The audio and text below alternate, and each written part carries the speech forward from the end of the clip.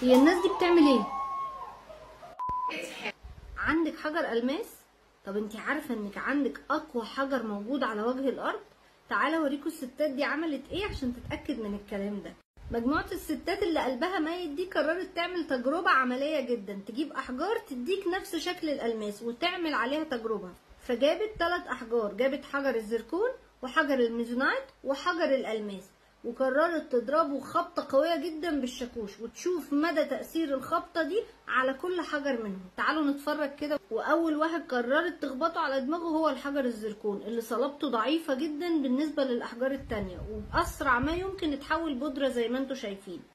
والتاني حجر قررت تخبطه على دماغه بالشاكوش برضو كان حجر الميزونايت، بس ما تكسرش زي حجر الزركون وتحول بودره لانه ممكن يبقى اقوى شويه في الصلابه. وهنا تمسك الحجر الكوين الالماس اللي معروف ان هو ضمن الاحجار من اقوى واصلب الاحجار.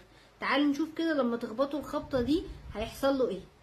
بعيدا عن ان هم يعملوا كده وان قلبهم ميت بجد في حجر نص قراط ويمكن اكتر، الحجر ما تأثرش تماما لانه من خواص حجر الالماس انه ما بيتأثرش لا بالخبط ولا بالسخونية ولا باي حاجة في الدنيا. حجر الالماس من اقصى واقوى انواع الاحجار ضمن الاحجار كلها. علشان كده هرجع واقولك لو انت عندك حجر الماس خليكي متأكدة انك عندك اقوى واقصى حجر موجود على وجه الارض.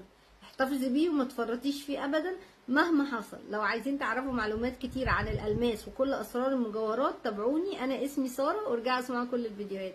باي باي.